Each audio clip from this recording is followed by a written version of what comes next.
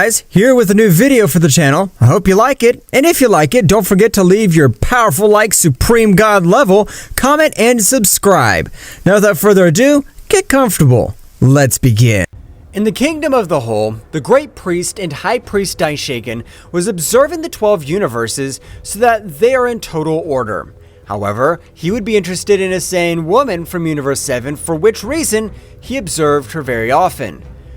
Being one of the most powerful beings in all the universes, I should not be intimidated by any women, so I'll go confront her. Daishinkan, he would quickly arrive to the planet Vegeta, and as his power was so great, he would not be noticed by anyone. Only Gine was able to observe him, being very surprised to notice a being very different from the Saiyans. "Who are you? Why do I feel strange energy emitting from your body?" "I know this is a lot of information for a mortal like you, but I am much more than a god. I am known as the Great Priest, and I have been captivated with his beauty." Gine would be very surprised by Daishinkan's words. "I don't understand. Do gods really exist? Some time ago, a rumor went viral, which was said that a god had humiliated King Vegeta and even the Great Frieza." "That's right, the gods really exist, but I am even much higher on a larger scale than the gods."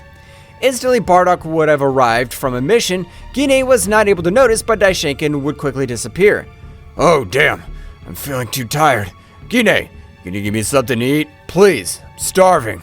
The food on the planet we destroyed was crap." Of course, Bardock." "Gine, is there something wrong with you? It looks like you've seen a ghost." "No, Bardock, nothing's wrong with me. It's just your stuff." After a while, Daishinkan would continue to resort to the planet Vegeta much more often. However, in one of their many encounters, Gine had become pregnant, which would be very scared because she knew that in case Bardock realized, it would end her life. "Come with me to the Kingdom of the All. You'll lack absolutely nothing, and I will personally take care of protecting you from everything." "No, Dai, I can't do it. The world you belong to is very different from my world, so I'm not able to do anything to go with you. I hope you understand me." "I understand. In that case, I'll not let my son's life be in danger." Daishinkan, with his great angelic power, was able to change the entire physical trait of the Saiyan baby. That's right, Daishinkan would make him look totally like Bardock. "Even if that child you are carrying in your womb has the appearance of the Saiyan Bardock, through his body runs the Saiyan blood on your part and the angelic energy." Daishinkan would leave to the Kingdom of the Whole while analyzing everything that happened. However, he would be taken out of his thoughts upon hearing the voice of his king. "Daishinkan, I need you to investigate the borders of our universes, because one of the Guardians has detected an anomaly on the outskirts of our 12 universes." "I understand, great Zeno-sama. Don't worry, I'll take care of it." Daishinkan would leave to perform the mission that the great Zeno-sama had granted him, which he thought would be a simple mission, but it turned out very different because the moment he arrived, he was able to realize how beings from other multiverses were about to enter his multiverse. "Damn spies. Now I'll finish with every one of you. I've had a lousy day and you'll be my beating toys." Daishinkan quickly in one move was able to finish off 10 of them, and at the moment a big explosion would be created all over the place. However, 2 of them quickly merged, appearing an extremely powerful being, which even left Daishinkan a little surprised. "Separately, they're rubbish, but I can tell that when joined their powers increase a little." "Don't make fun of us. With the power that we'll be able to finish you garbage. We don't care that you're a priest. Our king is much more powerful." That battle was legendary, since the power of both of them was so much that even both kings were able to feel such a beastly power. "That's the power of Daishinkan!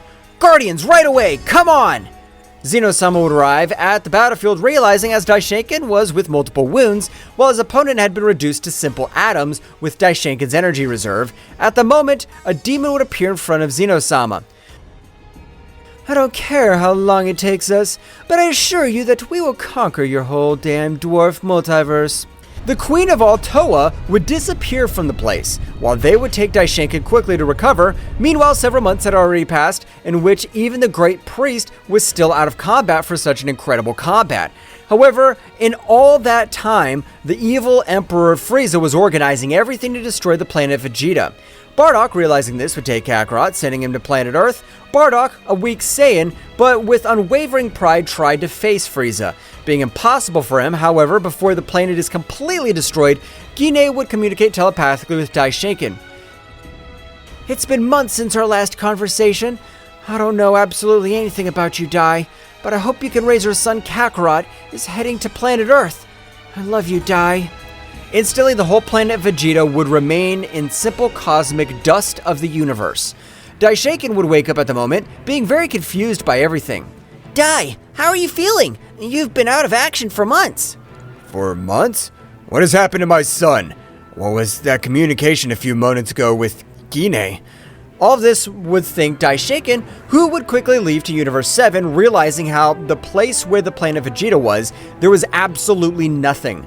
Daishinkan was about to explode with anger. However, he remembered his little son, remembering that he would be sent to planet Earth. Daishinkan, being a supreme angel, was able to intercept the ship, realizing how the little Kakarot emanated an incredible divine power. "You will be an amazing warrior. I plan to introduce you to the king of all Zeno-sama. I'm sure he'll like you very much." Daishinkan, with the little Kakarot, they would leave for the Kingdom of the Whole, and when they arrived, Zeno-sama together with both Guardians were very surprised to realize that Daishinkan was with a child in his arms. Daishinkan? Who's that child? "Great Zeno-sama, I don't know if you really exiled me, but this little boy is my son. The son between a mortal and a divine being." The Guardians were much more surprised by the incredible revelation of Daishinkan. "I didn't expect that, Daishinkan, but don't worry. You risked your life in the last mission. The least I could do is that your son lives in this place." "I really thank you, great Zeno-sama. You don't know how happy it makes me to hear that." "Don't worry, Dai." That was how that little Saiyan was raised by the most powerful beings of all the universes. However, the level of learning of that Saiyan child was incredible, since with only being 8 years old, he was already able to master the divine phases of the Super Saiyan Blue and was even able to give battle to a god of destruction. Father, I want to become much more powerful. I want to be one of the most powerful beings in all the universes as well as you are. My little Kakarot, your mother would be very proud of you because at such a young age, you are much more powerful than all the Saiyans, and you're even at the level of comparing yourself to gods of destruction, which they have trained for millions of years. Meanwhile, in Universe 7, more specifically on the planet of Beerus, he would wake up very altered. What the hell was that dream? How am I supposed to be the great Beerus and the most powerful god of all universes to be defeated by a simple Saiyan? Mr. Beerus, are you alright? He has woken up much earlier than planned. I don't know if that was a premonition or a fucking nightmare, but I have dreamed that I would be defeated by a Saiyan god. Ho, Mr. Beerus, your premonitions are not very effective, let's say. And secondly, after the destruction of the planet Vegeta, only 3 Saiyans were left alive, which their powers are incredibly low. I don't have to worry about that dream was so real. What the god of destruction didn't know was that a simple 8-year-old Saiyan had the power to face him.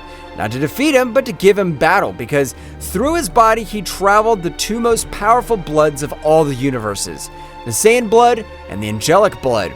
Returning to the Kingdom of All, Kakarot, in his free time, he used to play with the great Zeno-sama. However, in these simple trainings, the power likewise increased, having to have the required level not to be eliminated by any of his attacks. While they were both having fun, Daishinkan would say to himself, "When Kakarot turns 15, I'll take him to face the Supreme God.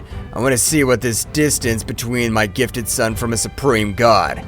Kakarot and Daishinkan continued to train very hard for these 7 years, in which Kakarot was able to even master the ultra-perfect instinct at such a young age. My little Kakarot, are you ready to have a confrontation with a Supreme God? Because not even an ordinary God is able to activate the Ultra Instinct. Of course, Father. I'll use all my power. I promise I'll not let you down. Daishinkan and Kakarot were headed to one of the territories of the Supreme Gods, which when they arrived, an incredible pressure would fall on the body of both. However, this pressure was just a breeze for the Great Priest, who were trained in extreme environments to accompany the king at all. While for Kakarot, it would be a little difficult, but he was not able to stop the half-Saiyan, half-Angel son. But what a surprise to have you for my territory, great Daishinkan. What is it that is offered to you, since a priest never visits the territory of the supreme gods? Long time no see, Ymira. I've brought a disciple of mine here, and I want you to face him. But don't trust yourself because his power is incredible. And don't tell me that's about the guy behind your back. If he only seems to be a simple mortal, this won't be any fun. I'll finish with him with one fell swoop. Daishinkan would give a big smile because at that instant, a lightning bolt was able to connect a great blow to the powerful supreme god Ymira, which would fall to the planet, making it rumble due to the power of the blow. Don't underestimate me, because in that case, this battle will be over before you can even blink. Damn brat, you're nothing compared to me. Behold, the true power of a supreme god. Ymira at that moment would begin to increase her power in an incredible way. However, for Kakarot, it was nothing amazing because the power of her father, Daishinkan, was much more incredible than this power. A great calamity would be observed all over the place, and instantly a furtive blow was able to turn Kakarot's head, but Ymira would be surprised. How the hell am I supposed to just move your head a little? If that blow is capable of erasing galaxies. My body's much more resistant than a galaxy, but tell me, what do you think about this? Kakarot, with a small blow to the chest of Ymira, was able to make him fall to the ground very badly injured, and even vomiting large amounts of blood. Upon witnessing this, even Daishinkan would be very surprised because Kakarot's power was gigantic, but not as to defeat a supreme god with a single blow. What did he do? The blow I gave him was nothing special. So it has worked. That was a technique I've been training for the last 7 years. Apparently, Mythical Fist has been a success. Mythical Fist? Never heard of that name before. All the internal energy of Ymira was starting to get out of control. Instantly, Daishinkan with a big blow was able to control all the internal energy. Daishinkan? Who is that brat? His power is incomparable! He is the being who will rise to the top of all of us. Daishinkan and Kakarot would quickly leave for the Kingdom of the Whole. However, Ymira, not being satisfied with her defeat, would communicate with the most powerful supreme god of all. The instant she arrived, an incredible chaos would be unleashed by not having asked permission to enter her territory.